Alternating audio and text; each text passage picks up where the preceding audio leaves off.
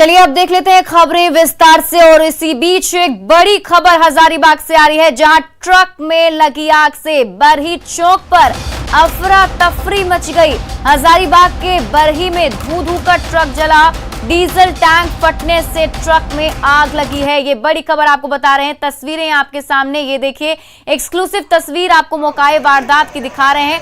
हजारीबाग के बरही चौक के पास diesel tank फट जाने से ट्रक में भीषण आग लग गई। आग ने वहां पास में खड़ी पिकअप गाड़ी और मारुति वैन के साथ साथ एक चाय की दुकान को भी चपेट में ले लिया।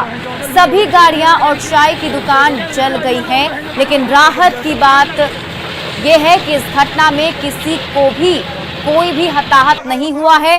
सूचना मिलने के बाद फायर ब्रिगेड की टीम मौके पर पहुंची और आग पर काबू पाया गया।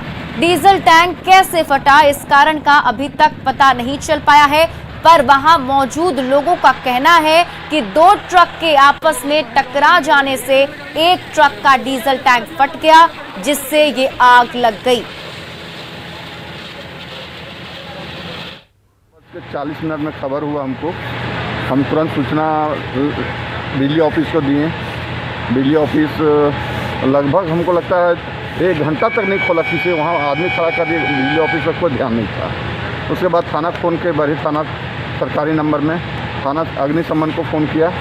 लगभग आधा घंटा अग्निशमन आया और कार्रवाई करते हुए तुरंत आग बुझाने का काम किया। और यहाँ लगभग अगर अग्निशमन नहीं आता, लगभग यहाँ अगल बगल घर में आग लग जाता। पलामू में मेदिनीनगर के शाहपुर स्थित कोयल नदी के पुल पर एक पिकअप वैन और ट्रक में जबरदस्त टक्कर हो गई। टक्कर इतनी भीषण थी कि दोनों वाहन सीधे पुल के नीचे गिर गए, जिसमें 3 लोग घायल हो गए हैं। सभी घायलों का इलाज एमएमसीएच में चल रहा है। ट्रक में गिट्टी लोड था, जबकि पिकअप वैन में तेल का जर्किन लोड था। दुर्घटना के बाद लोगों की भीड़ जुट गई। इस दौरान लोग सोशल डिस्टेंसिंग का नियम तोड़ते दिखाई दिए। वहीं कई लोग बिना मास्क के ही मौके पर मौजूद थे।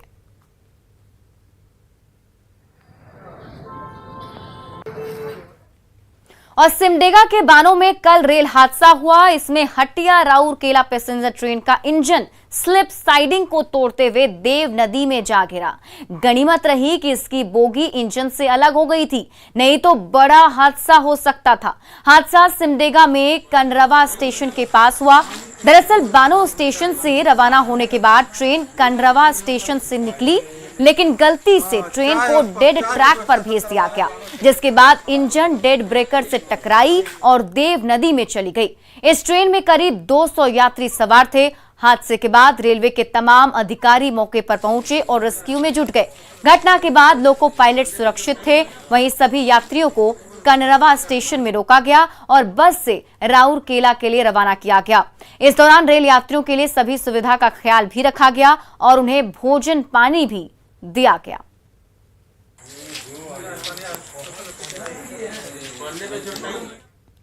और अब बात उन किसानों की जिनके लिए केंद्र सरकार ने बड़ा फैसला लिया और कोरोना संकट में इस फैसले से उन्हें फायदा होगा। नहीं मिला है, तो जितना लागत है उतना पैसे नहीं है।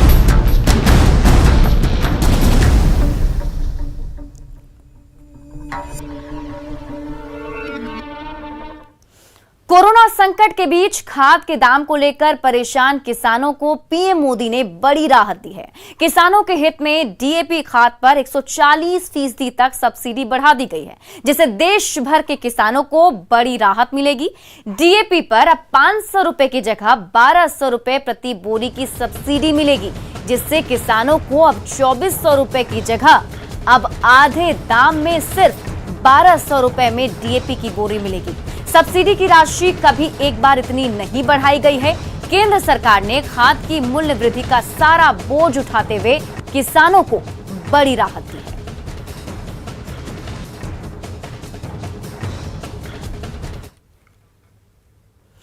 डीएपी खाद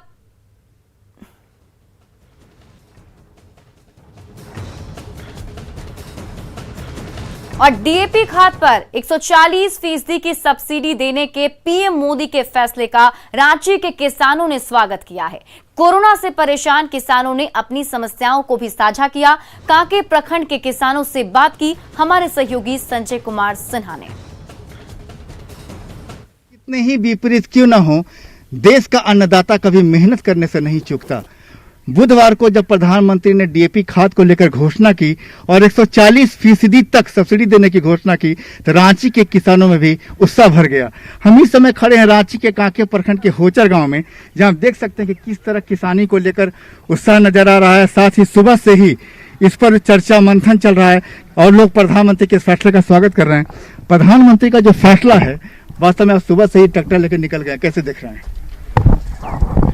प्रधानमंत्री का जो घोषणा है उसमें हम लोग स्वागत करते हैं। जो ऐसे महंगा हो गया था उसको अगर कुछ कम करने का विचार है तो अच्छा है। हमें कहेंगे तो कैसे ना, वही बात होबे करता है। तो जैसे कि खाना डीएपी हम एक बोरा लेने जाएंगे तो लगेगा 1800 रुपया, ठीक है। एक दवाई लेने जाएंगे तो लगेगा कि 1200 रुपया। अब सब्जी का हम बेचने जाएंगे तो सब्जी के कोई बेचाबे नहीं कर रहा है, तो कैसे करेंगे हम लोग हैं? बहुत अच्छी हो जाता है ना, बहुत फर्क है। नहीं फर्क ऐसे बात नहीं है, लेकिन क्या करेंगे, काम है हम लोग तो करेंगे, कैसे नहीं करेंगे। अगर उसमें इतनी बड़ी राहत की बात होती है तो कैसे देख रहे हैं? राहत की बात तो है तो अच्छा रहेगा। प्रधानमंत्री का स्वागत करते हैं। बिल्कुल। तो वो तो डीएपी कम हो गया, हमको भी अच्छा लग रहा है रेट में, लेकिन उसका साथ और यूरिया भी है, जैसे फास्फेट हुआ, उस सब भी थोड़ा कम करेगा तो राहत किसान के बिल्कुल मिलेगा। जैसे ने सरकार ने डीएपी का रेट कम किया है, पहले 1700 में मिलता था, 1200 किया है, तो सभी किसान खुश हैं कि डीएपी का रेट कम हो गया है। लेकिन किसानों के प्रति बहुत चीज़ का महंगाई है। नहीं तो सरकार का ठीक है, कम कर दिया है तो किसान का भी राहत मिल रहा है। इतना पहले 1700 रुपये खरीदते थे तो अब 1200 मिलेगा तो अच्छा बात है। कर रहे हैं कि सुन रहे प्रधानमंत्री ने आदेश लिया है कि डीएपी का दाम कम हो गया है, तो इससे हम लोग बहुत ही खुश है किसान, क्योंकि वो डीएपी बहुत ही महंगा था। किसान को बहुत ही ये परेशानी हो रहा था। डीएपी भर कम होने से नहीं चलेगा, कहे कि हम लोग को बहुत मार हो जा रहा है डीएपी। दवा हुआ भी लेने जाते हैं तो बहुत ही महंगाई करता है। जान से अच्छा से मोच है। हाँ। अरे मूंछों में जान आ गई। और डीएपी सुन के भी और खुश है। डीएपी सुन के देखिए मोच और टाइट रहेगा। तो आप देख रहे हैं कि प्रधानमंत्री की घोषणा सुन के किसान जो है अपनी मूंछों पर ताव दे रहे हैं। साथ ही लोगों में खुशी एक इस बात की है कि आप कह सकते हैं कि जो देता है उम्मीदें उनसे ज़्यादा बढ़ जाती है। अंतर्राष्ट्रीय बाजारों में जिस तरीके से डीएपी दामों में बढ़ोतरी हुई है, बावजूद केंद्र सरकार ने इसके दामों में 140% तक इसमें सब्सिडी देते हुए ये 1200 रुपये प्रति बोरी इसकी कीमत तय की है। रांची के किसानों में खासी खुशी है, खासकर जो किसान पूरी तरह खेती पर निर्भर हैं, उनका और कोई रोजगार नहीं है, वो इस फैसले का जमकर स्वागत कर रहे हैं। लेकिन थोड़ी सी मांग है कि थोड़ा है, थोड़े की जरूरत है। कैमरामैन संजीव तिवारी के साथ संजय कुमार सिन्हा, न्यूज़ 18 रांची। और डीएपी पर बड़ी सब्सिडी के फैसले से देवघर के किसानों में भी खुशी की लहर है। किसान इसे बड़ी राहत के रूप में देख रहे हैं। देवघर के किसानों से बात की न्यूज़ 18 संवाददाता मनीष दुबे ने। केंद्र सरकार के द्वारा डीएपी खाद में 140% की फीसदी की सब्सिडी बढ़ा दी गई है। किसानों में कितनी खुशी है ये हम जानेंगे। इस वक्त हमें महिषमारा गांव में और यहाँ पे कुछ किसान मौजूद है मेरे साथ, उनसे जानेंगे कि कितनी खुशी है। सब्सिडी जो बढ़ाया गया है डीएपी खाद में, कितनी खुशी है? बहुत खुशी है। सब्सिडी बढ़ाने के बावजूद भी हम लोग को पुराना रेट में ही डीएपी खाद मिलेगा। इससे बढ़िया खेती कर पाएंगे हम लोग इस साल। पुराने रेट में ही मिलेगा? पुराने रेट में ही मिलेगा। तो खुशी की माहौल है। क्या नाम है आपका? अरुण कुमार महाथा। कुछ और युवा किसान भी हैं हमारे साथ, उनसे भी जानेंगे कितनी खुशी के बाद। सरकार के द्वारा 140% सब्सिडी बढ़ा दिया गया, इससे हम लोग को काफ़ी खुशी हो रही है। वो पिछले रेट से ही हम लोग को, पुराना रेट में ही हम लोग को खाद दिया जाएगा। इससे हम लोग को खेती करने में बहुत अच्छा सुविधा मिलेगी सरकार के द्वारा, जो कि खाद उसी रेट में हम लोग को मिल रही है। इससे हम लोग को खेती करने में बहुत अच्छा सुविधा मिल रही है। पैसे की हम लोग को जो अच्छे डिमांड में खाद मिलता है उससे हमको कमी में मिल रहा है। तो ये यहाँ के किसान थे जिसमें कि बहुत खुशी की माहौल है। मनीष दुबे, न्यूज़ 18 देवघर।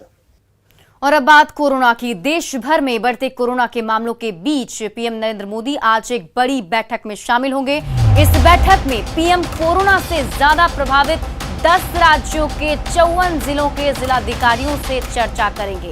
ये पहली बार होगा कि पीएम सीधे तौर पर राज्यों के जिलाधिकारी से चर्चा करेंगे। बताया जा रहा है कि ये वे जिले हैं जहां कोरोना के सबसे ज्यादा मामले हैं। आज की बैठक में झारखंड के साथ उत्तर प्रदेश, पश्चिम बंगाल, छत्तीसगढ़, पुडुचेरी, राजस्थान, महाराष्ट्र, ओडिशा, केरल और हरियाणा के जिलाधिकारी शामिल होंगे। वहीं सभी राज्यों के सीएम भी इस दौरान मौजूद रहेंगे। इसमें झारखंड के सीएम हेमंत सोरेन भी शामिल हो सकते हैं। इस बैठक में रांची के डीसी छवि रंजन के साथ भी पीएम मोदी चर्चा करेंगे। माना जा रहा है कि बैठक में जिलों में कोरोना के हालात की समीक्षा के साथ ही टीकाकरण की प्रक्रिया को बढ़ाने पर भी चर्चा होगी।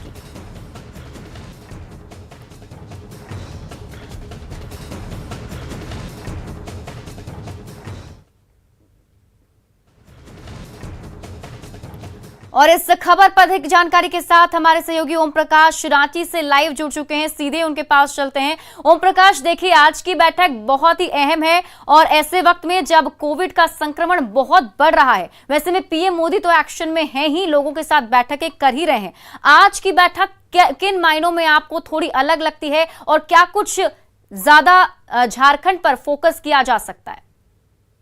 क्योंकि अगर कोविड की बात की जाए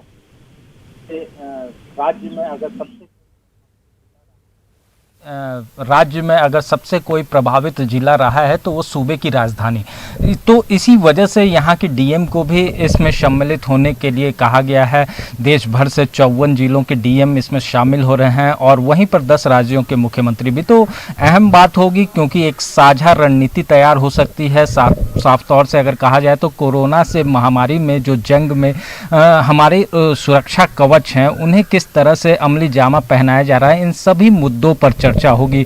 वहीं आपको बता दें कि पिछले दिनों जिस तरह से राजधानी रांची की अगर बात की जाए तो यहाँ पर लगातार कोरोना संक्रमण के मामले काफ़ी संख्या में आ रहे थे। ग्राफ जो था वो लगातार बढ़ता जा रहा था, लेकिन धीरे धीरे जो स्थितियां हैं अब वो सामान्य हो रही हैं और अब जो आंकड़े हैं वो भी घट रहे हैं, जो एक सुकून की बात है। लेकिन अभी भी अगर कहा जाए तो इस महामारी पर हमने विजय पा ली है, ऐसा कुछ नहीं है।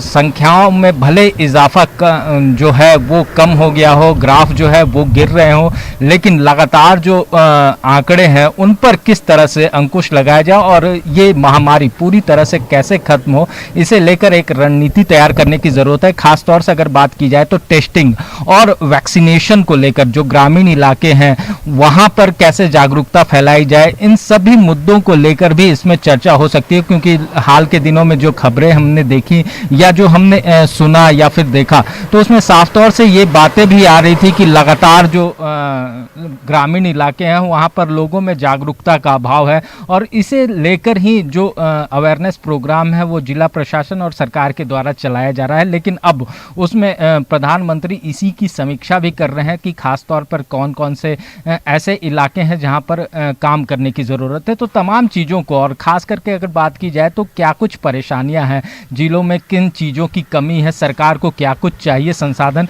इन तमाम चीज़ों को लेकर आज मंथन होगा और उस पर हो सकता है कि आने वाले दिनों में केंद्र से जो भी सहायता है वो जो ज़रूरी संसाधन है वो भी मुहैया कराया जाए। तो इन तमाम चीज़ों को लेकर आज प्रधानमंत्री के साथ बैठक में बड़ी बैठक होने वाली है ओम प्रकाश, और आप इस बैठक पर नजर बनाए रखें। वापस आपसे अपडेट भी लेंगे।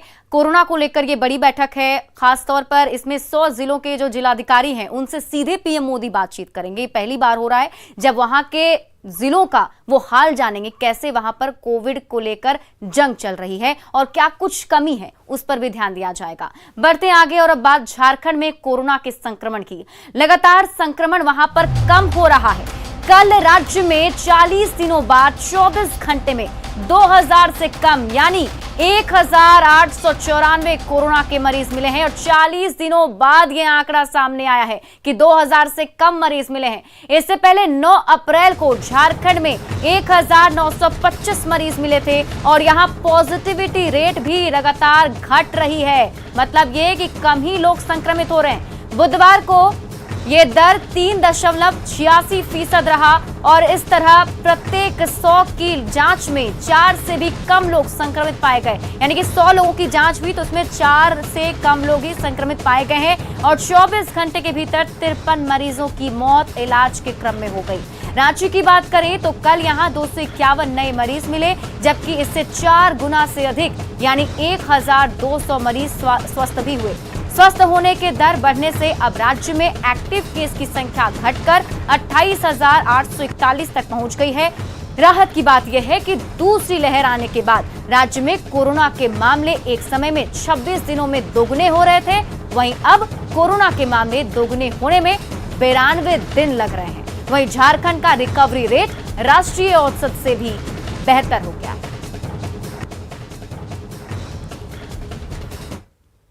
अब आपको मिलवाते हैं बोकारो के बिरटांड के रहने वाले 26 महीने के क्रिकेटर जयकांत से।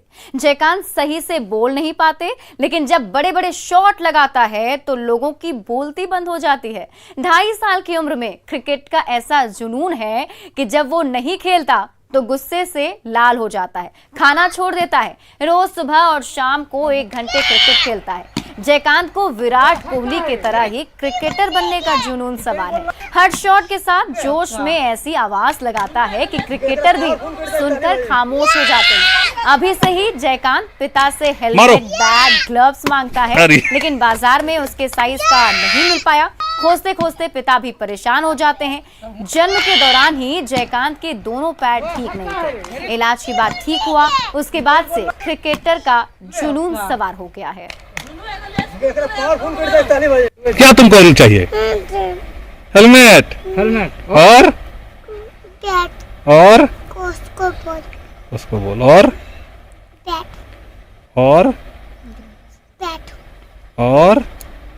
बोल। इसका क्रिकेट का जुनून, एक बार घर का मोबाइल से ये क्रिकेट देख रहा था मोबाइल से अपना, तब से वो विराट कोहली वगैरह का बैटिंग देख रहा था।